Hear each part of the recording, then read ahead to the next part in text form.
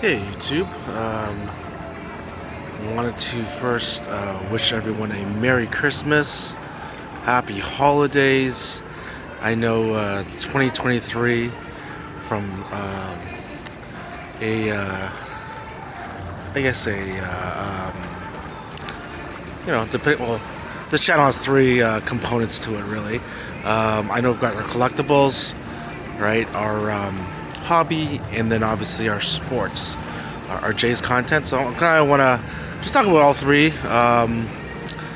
And number one, I want to thank everybody for watching, subscribing to my channel, and supporting the channel. It's a hobby. It's fun. I really appreciate it. I hope everybody gets something positive out of it.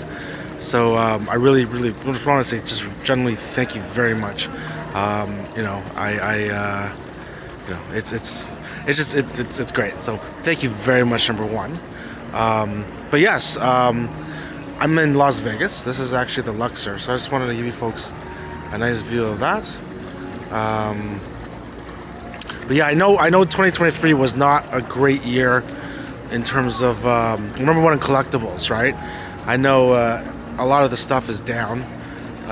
Still is, especially if you've got modern. It's part of the cycle. It really is. 2020, the pandemic. It was really just an anomaly about in terms of how they printed everything and all that money and just stuffed it into the economy, and all assets went up. Right? It was just crazy.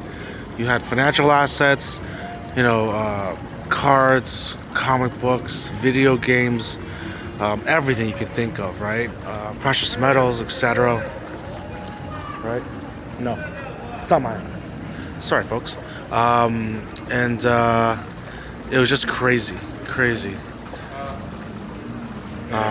Now, in terms of kind of where the relief is. I'm not sure if you folks follow macroeconomics, but in terms of the Federal Reserve, which is in charge of essential economic policy in the U.S., they are talking about starting to cut interest rates. Thus, that should at least help reduce reduce the bleeding, I guess. But at this point, certain cards are pretty much bottomed out. So in terms of that, what I would do is I would actually,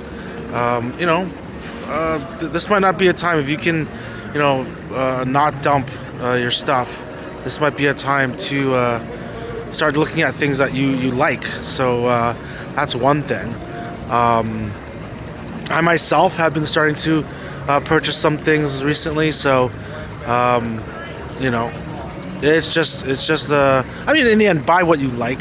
So it's like I've been collecting for 40 years, right? So what I've been doing 40 years, and when you get times like the pandemic era or something, you start unloading things that maybe you think could become overpriced or whatever. But then in the end of the day, you've got what you like in the end. There's stuff that I could say now, yeah, sure, I could have sold for a lot more, but that's okay, right? Like, I'm okay with it, right? Don't over leverage yourself, because collectibles aren't liquid, as liquid as everyone would think it is, right? So that's another thing. But yeah, buy what you love. Like I said, even comic books, same thing. They've been coming down hard, especially a lot of the newer stuff. The vintage stuff, like I said, you can hold it for the cycle, right? The newer stuff, the conceptual first appearances, some of those guys don't really have as deep a following as everyone thinks they do. Maybe not holding 20 copies of 129 is the best thing. Amazing 129. You may want to diversify out there. So just macroeconomic policy is a big thing, I'd say there. But collectibles have taken a really big hit, I think, in terms of in terms of the content of the channel. So I myself, like I said, I'm starting to accumulate, buying certain things. But in the end, I buy what I love, and this way, even if it goes down, you know, I'm okay with it. And like I said, you know, just don't be too, you know, don't over leverage yourself. As for precious metals, you know, it's kind of funny because we're actually near a high with gold. You know, it's actually pretty crazy, the ride that we've taken. So that being said, with gold, but it's funny though, because the ride all year, it's been up and down, especially with economic policy. Again, economic policy is going to be at the heart of pretty much everything.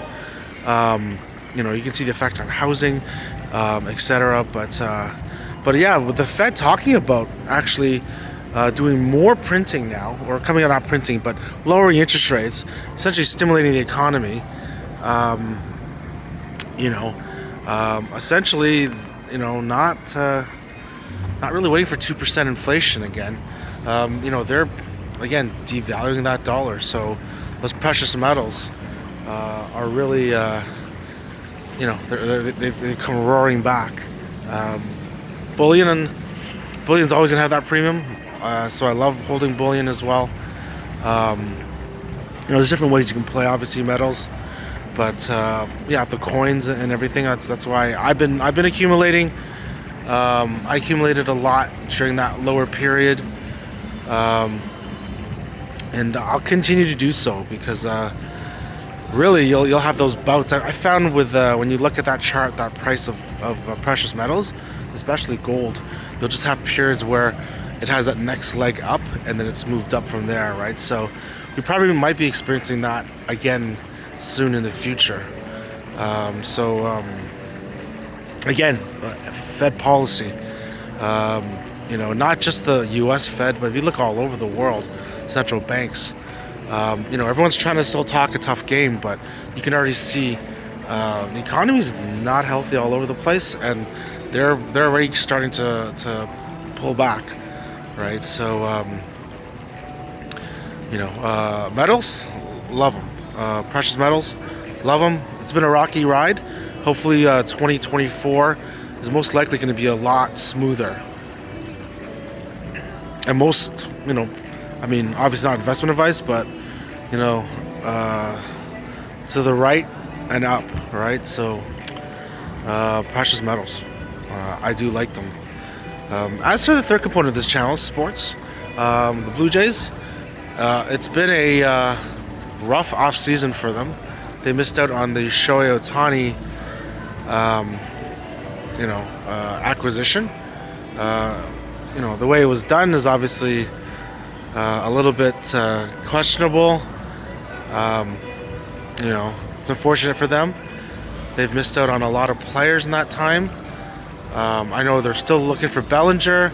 They've got 2 years for Vladdy and Bo in terms of control before they become free agents.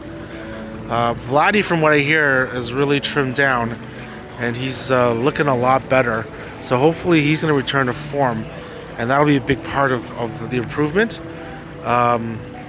Frankly, you know, Ohtani's, you know, he's a talented player. He gets injured. You know, in terms of championships, he has none.